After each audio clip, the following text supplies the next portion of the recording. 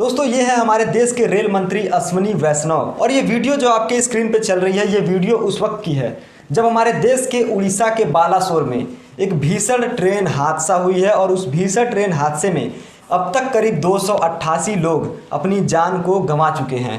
यानी कि 288 लोगों की मौत हो चुकी है उस ट्रेन हादसे में। लेकिन इन नेताओं की बेशर्मी तो देखिए, एक तरफ जहां 288 से 300 लोगों की जान गई है और करीब 900 लोग अभी तक घायल हैं, उनमें से भी बहुत सारे लोगों की सिचुएशन जो है वो काफ़ी क्रिटिकल है। एक तरफ हालात ऐसे हैं जो आंखों से देखे नहीं जा रहे हैं और एक तरफ हमारे देश के नेता, हमारे देश के रेल मंत्री फोटो शूट करवाने में व्यस्त हैं। यानी कि वो भी आपदा में अवसर तलाशने में व्यस्त हैं। जैसे कि हमारे देश के प्रधान सेवक हर आपदा में अवसर तलाशने की खोज में लगे रहते हैं। दोस्तों ये हादसा कल शाम को उड़ीसा के बालासोर में हुआ था, जहां पे 3 ट्रेनें आपस में टकरा गई थी और उन 3 ट्रेनों में 2 ट्रेन पैसेंजर थी और 1 ट्रेन मालगाड़ी थी। और वो हादसा इतना बड़ा और इतना खौफनाक था कि माना ये जा रहा है कि ये हादसा 21वीं सदी का सबसे बड़ा ट्रेन हादसा है। लेकिन दोस्तों सवाल यहाँ पे ये है कि क्या भारत जैसे देश को सच में बुलेट ट्रेन और वंदे भारत जैसे ट्रेनों की आवश्यकता है, जबकि पिछले 9 सालों में हमारे भारत देश में इस तरह के करीब 8 हादसे हुए हैं, जिन हादसों में अब तक करीब 560 से ज़्यादा लोगों की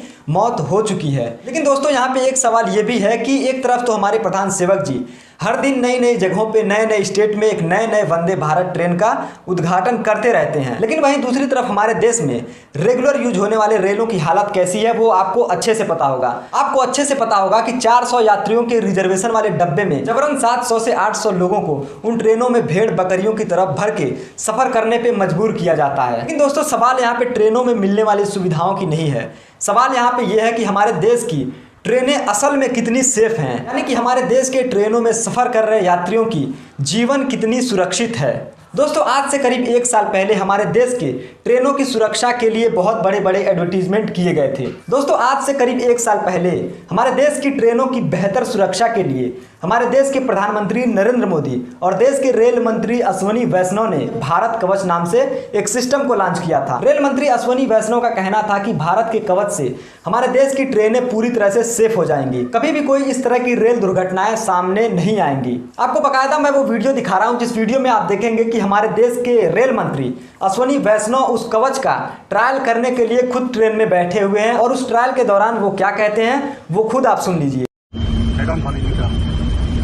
टेस्ट करते हैं एक लोगों पे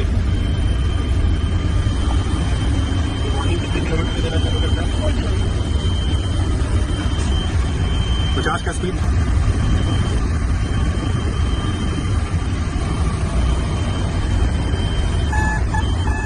देखिए कवच अपने से रोकने की कोशिश कर रहा है। ड्राइवर साहब आप तो ब्रेक नहीं लगा रहे हैं,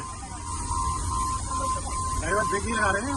आगे लोगों खड़ा है ब्लॉक सेक्शन के अंदर, एक ही लाइन में 2 ट्रेन खड़ी है और ट्रेन खुलाई करने की कोशिश कर रहे हैं हम लोग, लेकिन कवच रोक रहा है। Yes great.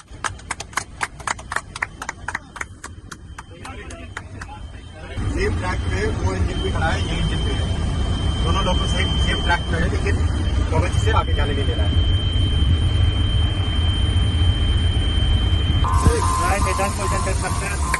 तो दोस्तों आपने देखा कि रेल मंत्री के अनुसार अगर एक ही ट्रैक पे आमने सामने से 2 ट्रेनें गलती से आ जाती हैं तो उन ट्रेनों के बीच की दूरी जैसे ही 400 मीटर बचती है तो वो दोनों ट्रेनें अचानक से रुक जाएंगी। और हमारा जो भारत का कवच है वो इसी तरह से काम करता है जिससे कभी भी कोई ऐसा हादसा सामने नहीं आएगा। तो दोस्तों रेल मंत्री से हमारा ये सवाल होना चाहिए कि जब हमारे पास इस तरह की टेक्नोलॉजी है जिससे कभी भी कोई भी ट्रेन सामने से नहीं टकराएगी, तो आखिर कल का हादसा कैसे हो गया, कैसे 3 ट्रेनें आपस में टकरा गई? है कोई जवाब? हमारे देश के रेल मंत्री इस बात का कोई जवाब नहीं दे पाएंगे दोस्तों, क्योंकि दोस्तों हमारे देश के नेताओं की यही सच्चाई है, इनसे कोई भी ढंग का काम नहीं होता है। इनसे सिर्फ यही होता है कि किस तरह से 2 धर्मों के लोगों को लड़ाया जाए, किस तरह से किसी स्टेट में चुनाव लड़ा जाए, किस तरह से बड़े बड़े वादे किए जाए, किस तरह से झूठ बोला जाए और किस तरह से आपदा में अवसर ढूंढा जाए।